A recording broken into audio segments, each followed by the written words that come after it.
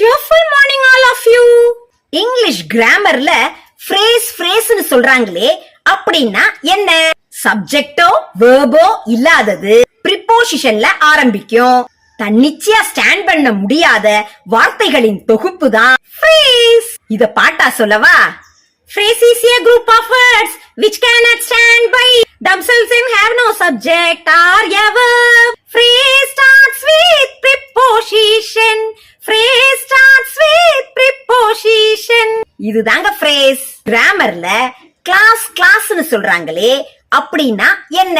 Subject வேர்பை கொண்ட ஒரு வாக்கியத்தில் உள்ள வார்த்தைகளின் தொகுப்பு தான் கிளாஸ்.